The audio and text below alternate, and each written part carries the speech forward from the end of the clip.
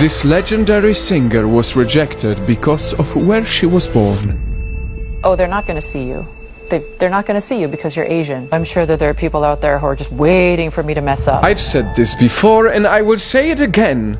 Talent has no nationality, and Lea Salonga is a living proof of that. This is the story of how she broke racial barriers. The singing voice of not only one,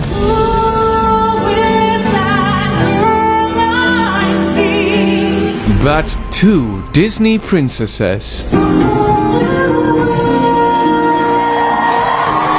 It's incredibly rare to see one person behind two Disney princesses singing voice. That is why the Walt Disney Company gave her the honor of being a Disney legend. Her voice continues to sound throughout the decades, and it all started in her home country, the Philippines.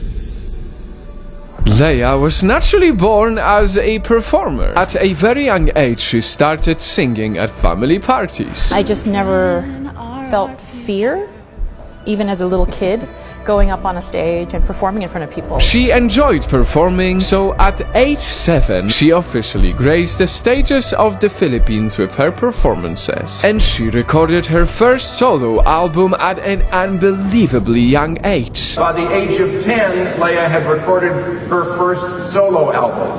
At the age of 10, I was still trying to figure out how to put on my pants. But Lea didn't think she would last in a fickle industry for a long time. That is why she pursued a pre-med degree. And while she was busy studying, a team was searching the world to find a rare talent like Lea's. We have been all around the world to find Lea.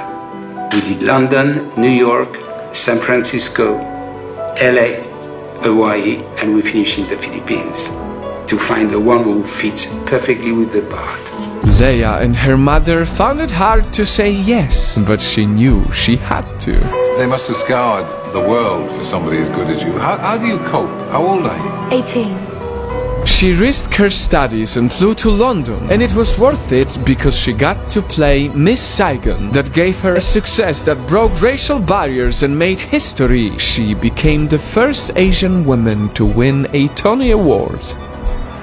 And the Tony Award goes to Lea Salonga, Miss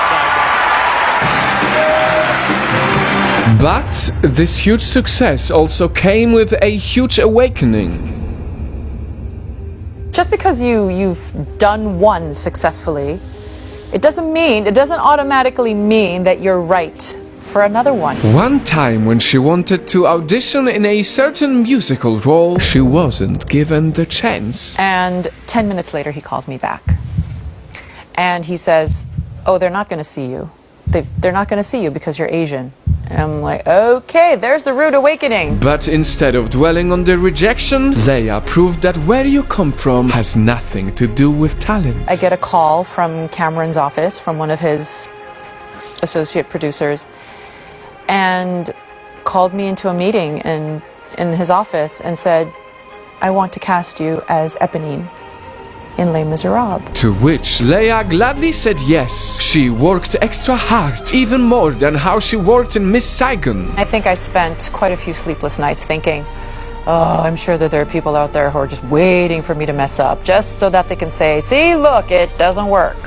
So I really made sure that I nailed that song.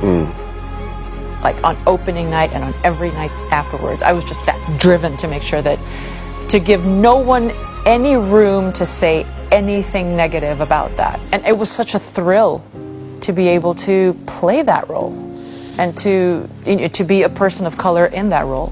Lea is the first ever Asian to play the role of Eponine, and the musical became a hit.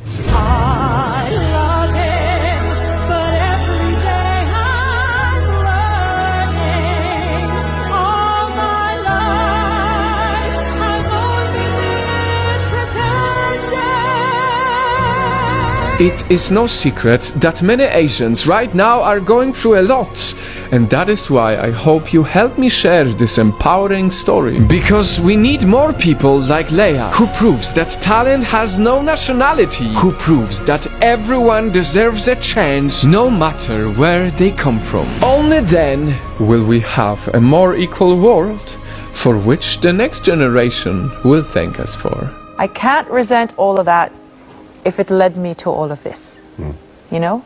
And if it meant making things easier for succeeding generations of Asian actors, then you know what? It was all worth it.